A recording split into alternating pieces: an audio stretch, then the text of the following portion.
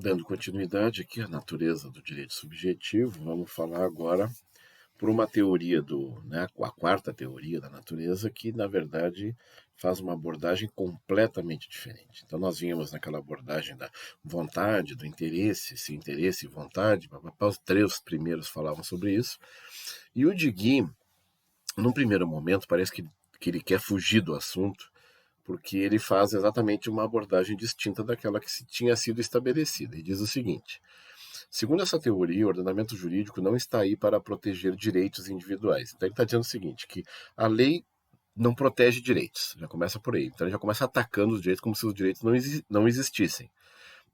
Mas para tentar manter a estrutura social, e nessa tentativa cabe ao indivíduo cumprir com a sua função social. Ele chama de função social para dizer o seguinte, que quando tu vive em sociedade, tu não tem direitos, tu tem deveres para com a sociedade. Então, esses deveres que tu tem é que pode eventualmente fazer surgir algum direito, né?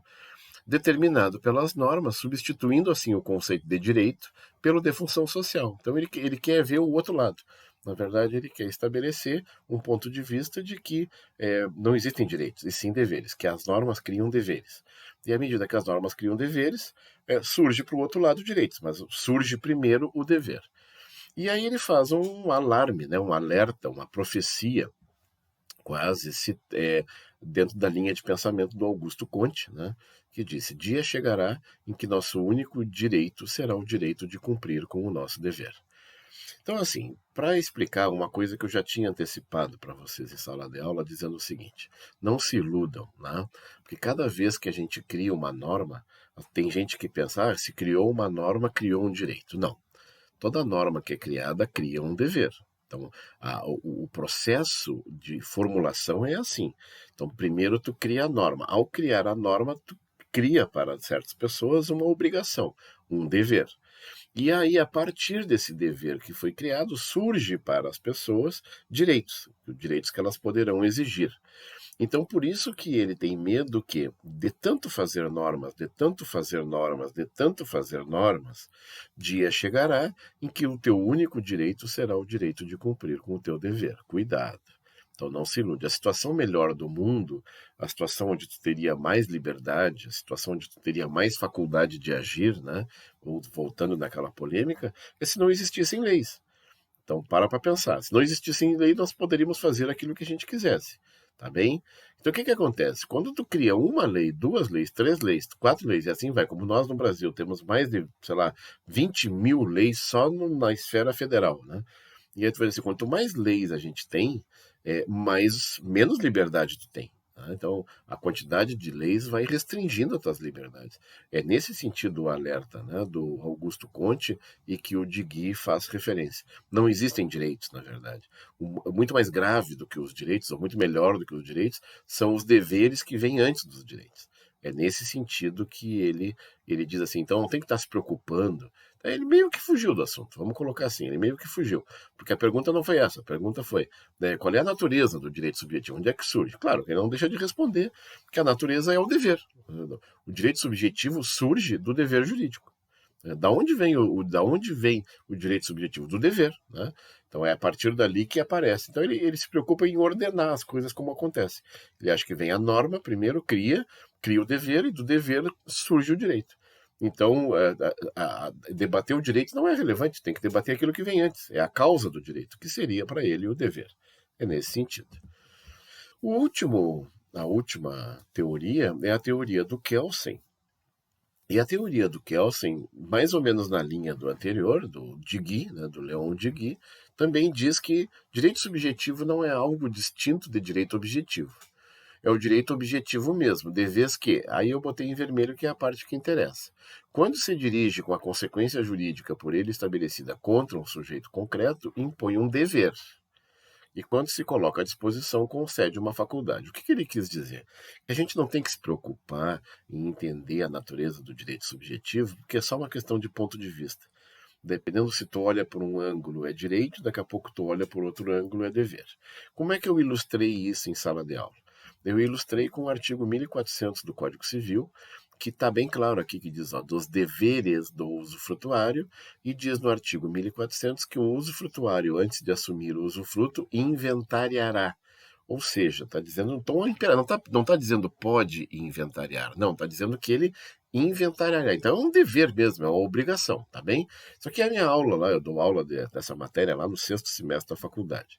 Pois bem, o que eu quero dizer para vocês? Aí tu vai ler o livro, aí tu pega, isso aqui é o código, a lei. Aí tu vai ler o livro e diz assim o autor: a falta de inventário não acarreta qualquer sanção, apenas estabelece presunção de que o usufrutuário recebeu os bens em bom estado de conservação.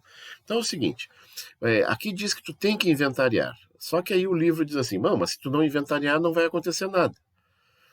Qual é o alerta que eu faço para os alunos em sala de aula? Então não é um dever, é um direito. Porque eu só faço o inventário se eu quiser. E outra, o inventário é para proteger os meus interesses. Porque eu faço o inventário que ele é muito parecido, para quem conhece, né? Ele é muito parecido com o que a gente vê na lei do inquilinato, que a gente chama de vistoria do imóvel. Né? Antes de começar um aluguel de imóvel, né? Daqueles deveres do locador, né? Antes de começar o aluguel do imóvel, a gente faz um relatório para dizer em que estado o bem estava. Né? Por quê? Para eu devolver o bem no mesmo estado em que eu recebi. É essa a finalidade. Então, protege quem? O inventário protege quem? O inventário protege exatamente o usufrutuário. Então, assim, ó, se ele não fizer, piora para ele. E aí eu digo então, né, eu refaço, vamos dizer assim, eu reitero para os meus alunos, não é dever, é um direito. Ah, professor, mas está dito na lei que é um dever, mas eu estou te explicando que não é, porque tu não é obrigado a fazer. Muito bem. Aí eu perguntei numa prova, fazer um inventário, no caso do usufruto, é um dever ou é um direito? É uma pergunta bem assim, é uma pergunta quase que de fundamentos, né? Epistemológico, nem é pergunta lá de direito das coisas, que é a matéria que a gente estuda isso aí. E aí eu fiz essa pergunta e 99% da turma acertou, porque assistiu a aula, lembrou da explicação, né? E acertou. Aí teve um aluno que disse não, professor, é um dever. E disse que era um dever porque estava escrito na lei que era dever. Por que é dever? Porque está lá, ó, a lei diz que é dever, certo? A lei diz que vai inventariar, que tem que inventariar, não é pode inventariar, tem que inventariar. E aí eu considerei a resposta dele como errada, a dos outros todo mundo acertou, beleza, ele recorreu, né, ele entrou com recurso e me argumentou dizendo o seguinte, olha só o argumento dele. Ele disse assim, professor, eu entendo que dever é tudo aquilo que se eu não fizer, eu vou sofrer um castigo. Olha só, tudo aquilo que se eu não fizer, eu vou sofrer um castigo. Então ele pensa o seguinte, se eu não fizer o inventário, eu vou sofrer um castigo. Então ele fez esse raciocínio. E aí eu digo assim, parei um pouquinho, mas ele pode não sofrer o castigo. Né? Não é necessário. E aí eu ilustro com a história que aconteceu comigo. Né? Há anos atrás, décadas atrás, a Urcamp me convidou. O senhor não quer fazer um doutorado na Argentina? Né? E aí disse, olha, nós vamos subsidiar e coisa, né? O doutorado dura 4 anos. Eu fiz as contas, né, do que eu iria gastar e do que eu iria ganhar e entendi, na época, que não era positivo, não valia a pena eu fazer o doutorado. E eu decidi não fazer o doutorado.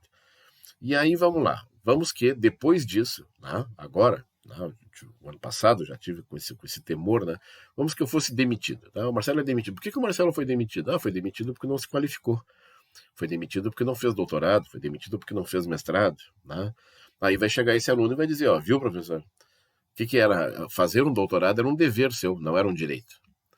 Eu vou discordar. Né? E a prova da minha discordância é exatamente porque eu ainda estou empregado. Né? Só para esclarecer para você. Então é o seguinte, então, tomei uma decisão. Era uma decisão arriscada? Sim, eu sabia que eu poderia ficar defasado e ser demitido por falta de qualificação. Poderia, né? Fazia parte, mas era um direito meu fazer ou não, eu não era obrigado a fazer. Né? Corria o risco. Então, se tu faz esse raciocínio, que eu não concordo com eu gostei da argumentação dele, ele foi muito, né, foi bem profundo na fundamentação, inclusive considerei a fundamentação dele, mas discordo em gênero, número e grau. Tá bem? Então vamos ficar por aqui, porque o restante da matéria a gente vai ver na próxima aula, lá presencial, né?